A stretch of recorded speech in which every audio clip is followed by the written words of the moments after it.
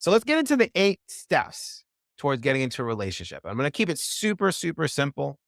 Step zero. So I'm just going to start right off with a little bonus. Step zero is, what do you want? Yes, I understand that there's many of you out there that want to be in a relationship. Maybe some of you guys are here who want to stay in your relationship. Maybe there's some of you guys who are married who, want to keep that marriage strong. Maybe some of you guys just want to enjoy your single life. And maybe it has nothing to do with dating at all. Maybe it just has to do with some other area of your life that you want to create a change in. Well, my question for you is, what do you really want? And then my follow-up question to that is, why do you want that? And then my follow-up question to that is, why do you want that? And I want you to be as specific as possible. I remember when I was 22 years old, I sat down at a Starbucks in Boston on Boylston Street, and I wrote out what I wanted my day to look like from the moment I woke up to when I went back to sleep. And I talked about the smile on my face when I woke up. I talked about the clothes, specifically what I was wearing, the blazer, the pocket square, the nice jeans, the shoes, and how I was walking down the street and people were just noticing me because I looked and I felt good.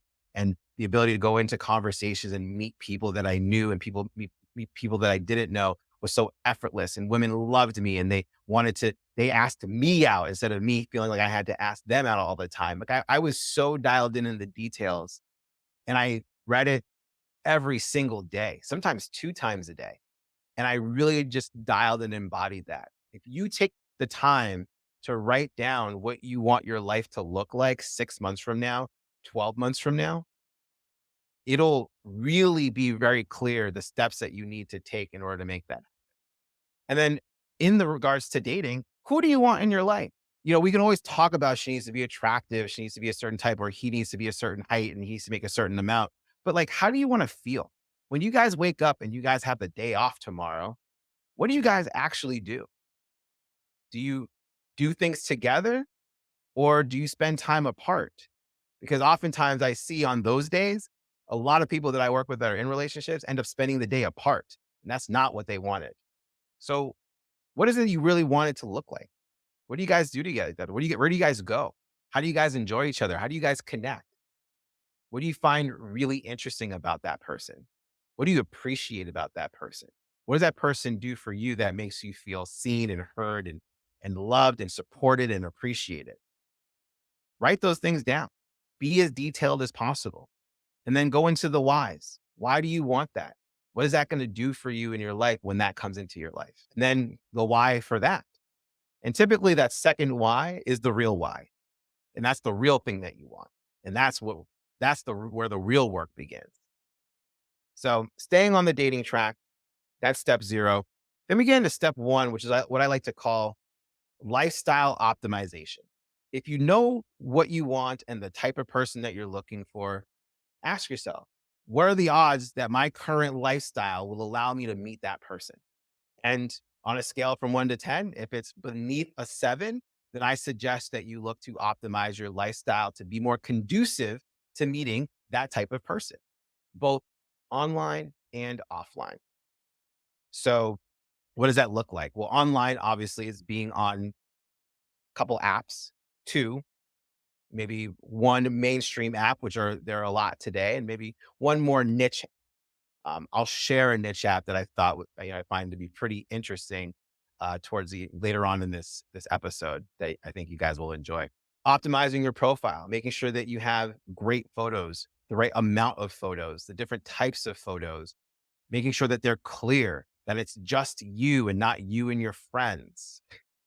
Having pictures that show your lifestyle, not you with a fish, not you with your shirt off, not you in the bathroom, like real photos that genuinely speak to who you are and how you live your life. So that way, from a digital perspective, someone can start to envision what their life can look like. And for as many people who are on Instagram and you see the kind of the snapshots of what you think their best life is, that's what your online dating profile could kind of look like. If that were your online dating profile, I bet you get a lot more response. So really take the time to do that. And also spend time with the text. Be honest, be open, and make sure that you use specific words in your profile that can attract people, things that you're into.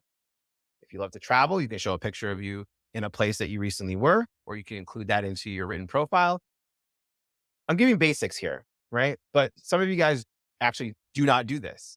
So have your online dating profile set up. And in addition to that, because we're in today's world, have that represented in other social media platforms that you use. I'm not saying to get on these platforms because depending on your age, it may be irrelevant. But if this sounds, if this resonates, then I suggest you go onto your platforms and update your Instagram, update your Facebook, update your LinkedIn, because when people look you up, they're going to go check these things out. And so make sure that your digital presence and your fingerprint is clean. Offline, what are you doing that's making yourself more conducive to meeting these people? Are you going out? What kind of things that you enjoy doing? Are you part of certain groups? Do you go to certain events? Are there activities that you do? There's places that you go. One of the biggest things notice that a lot of guys do, and I think women do this as well, is they don't do enough in their lives. They just go to work. Maybe they hang out with their girlfriends or they hang out with their guy friends and then they go home. Like that's it. And then they just focus on online, which I don't feel like is the best strategy that's going to help you meet the person. So you have to be willing to go out there. You have to be willing to find these things. You have to be willing to put in the work. And yes, it can be hard work. I'm not afraid of saying that it's hard work to get into a relationship, just like it's hard work to get your dream job. It's like it's hard work to get the house of your dreams or to make money or to have a healthy lifestyle. It's all hard work. And you are looking to be in a relationship in theory that's going to last the rest of your life. It's going to be the person that is going to spend the most time with you than anyone in your life. You're going to spend as much time, you're going to spend more time with them than you will sleep. And you sleep a third of your life. And you're going to be with this person for more than that. So I think the idea of putting in hard work and putting intention into this part of your life, I think is reasonable. And so get yourself out there so that way you can meet more people in person. And here's an interesting area that I noticed when working with certain clients. Now, I've noticed that if you don't, let's say you don't perform well online, meaning your photos aren't that great, or maybe you're just not that desirable. We've seen studies that show like, Black men, Indian men, Black women, Asian men are considered undesirable. Well, that doesn't mean that you shouldn't be online. You should look at apps that may have a higher density of your demographic and be on those apps. And you should spend most of your time and energy and efforts meeting people in person because that's where you're really going to make a splash. When you meet people in person, living your everyday life, there's a lot of things that people are willing to forgive because they feel your presence. And if you have those intangibles that they can feel, a lot of the metrics that they're looking for and putting in their search parameters online go out the window. So this is where the true value of meeting people in person and creating a lifestyle that's conducive to doing that is so important. So that's what I got about lifestyle development. Step number 2 is now you're out there, whether you're online, you're offline, and now it's time to engage and start approaching people. Well, for us guys, the number one thing that we're always afraid of is rejection. And gonna give you guys a little spoiler alert. Rejection doesn't really go away ever. It just doesn't. Whether you are dating, in a relationship, married with kids, empty nesters, there's always going to be a conversation. There's always going to be a question that you're going to ask that person that in somewhere in your head, you're going to think that there's a possibility that person is going to say no. And it's going to feel like rejection to you. I don't believe that'll ever go away. I think you get used to it. You get comfortable with it.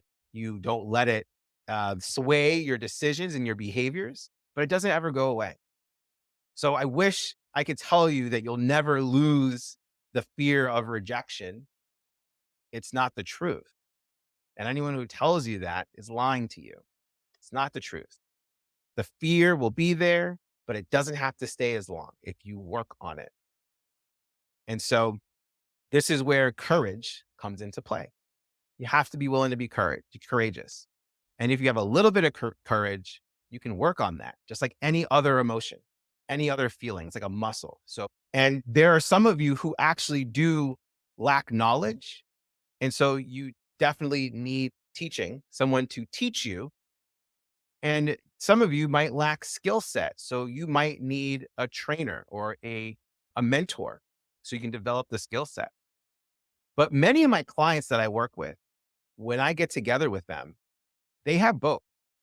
And the thing that is always the issue is that they're not sure how to perform at the highest level. And this is what coaching basically brings together, because there's a lot of people out there who think coaching means something that it's really not, and they go into that situation with very false, the expectations are just not accurate.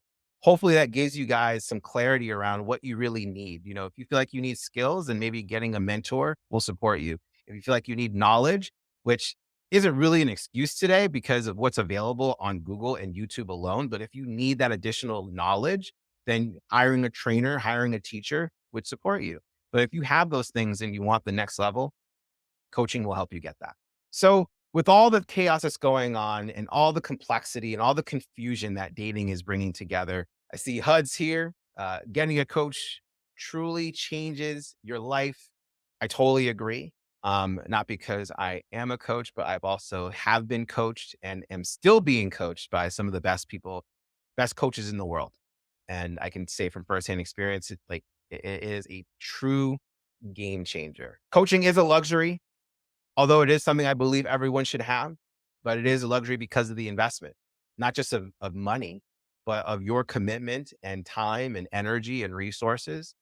It's a luxury. But if you have the ability to do it and you're committed to it, it can change your life as it has for mine.